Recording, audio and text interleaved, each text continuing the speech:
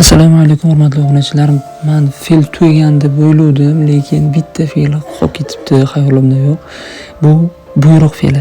Arab tilida buyruq fe'li boshqacha aytiladi. Oldin hozir kelasi zamonda yozamiz deyishni aytish esimdan chiqibdi.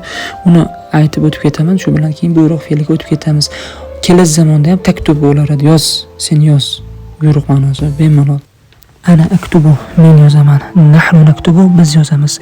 Bu kelasi zamonda qolib ketgani uchun aytib qo'ydim. O'tgan zamonda esa ana katabtu, men yozdim. Nahnu katabna, biz yozdik edi. Ketdik. Anta uktuba, sen yoz. Antum uktuba, sen ikking yoz.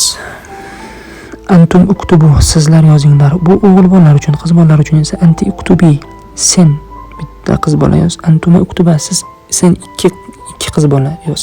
Antunni uktubna, sizlar yozinglar, ko'p qizlar. Anta ishroba, sen ich.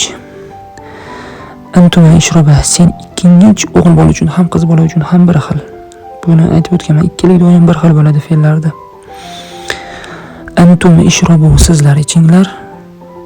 Anti ishrobi, bitta qiz bolaga sen ich.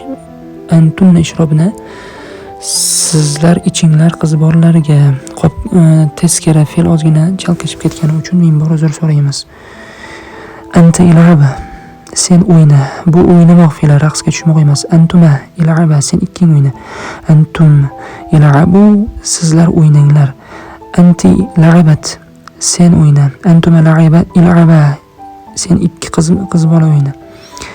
Antunna ilabna, sizlar o'ynanglar, ko'p qizlar. Hurmatli obunachilar, ishrob fe'lida qiz bolaga aytadigan fe'l qolib ketibdi. O'shanga tezkor aytib olgan bo'lsam, men bor uzr so'rayman. Bu umumiy o'ynamoq fe'li, raqsga tushmoq fe'li emas.